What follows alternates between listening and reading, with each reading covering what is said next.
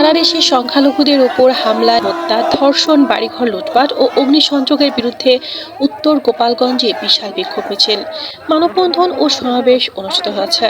উত্তরাঞ্চলের ধর্মীয় সংখ্যালঘু সম্প্রদায়ের উদ্যোগে আজ বুধবার দুপুরে সাতপাড় বাজার হতে একটি বিক্ষোভ মিছিল বলতলী, শাহাপুর, সিংগা, করপাড়া, কংসুর, উলপুর, নিজরা সহ বিভিন্ন স্থানে গুরুত্বপূর্ণ সড়ক প্রদক্ষিণ শেষে মিছিলটি বলতলী বাজারের সামনে মানববন্ধন ও সমাবেশের মধ্য দিয়ে শেষ হয়।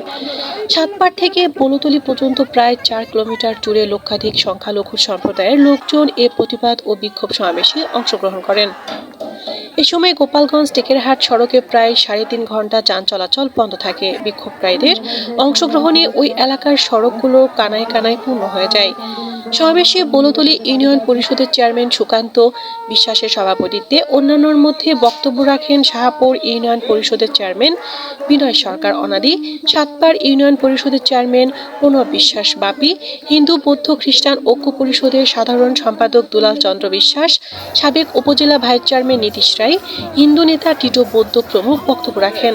সংক্ষিপ্ত বক্তব্যে বক্তারা সংখ্যালঘু কমিশন গঠন করা সহ 8 দফা দাবি তুলে ধরে বলেন, সদ্য সাবেক প্রধানমন্ত্রী শেখ হাসিনার পদত্যাগের পর থেকে দেশের বিভিন্ন স্থানে মন্দির ও প্রতিমা ভাঙচুর হচ্ছে।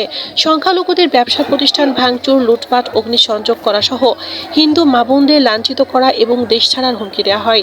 এর বিরুদ্ধে দ্রুত পদক্ষেপ নেওয়া এবং ক্ষতিগ্রস্ত সংখ্যালঘু পরিবারের পাশে দাঁড়াতে হবে। গোপালগঞ্জ নিউজ, এনএফ তানি।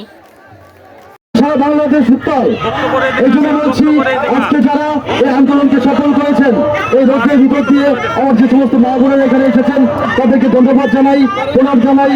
আমার যে সমস্ত ভাইয়েরা শত ব্যস্ততার মধ্য দিয়ে তার অধিকার আদায়ের জন্য আজকে আন্দোলন শুরু করেছে, তাদেরকে আমি ধন্যবাদ জানাই। এবং আগামী দিনেও আমাদের আন্দোলন অব্যাহত থাকবে যত সময় না পর্যন্ত আমাদের অধিকার বাস্তবায়ন নেওয়া হবে।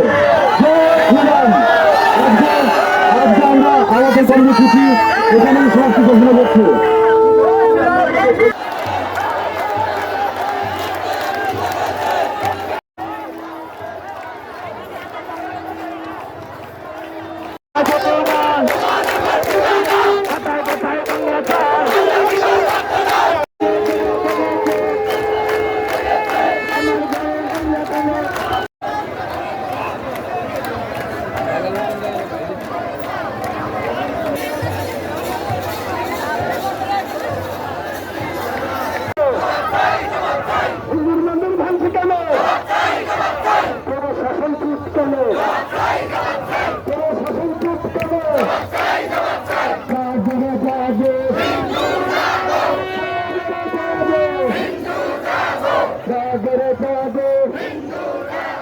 রক্তে দাগ লেগেছে, রক্তে আগুন লেগেছে।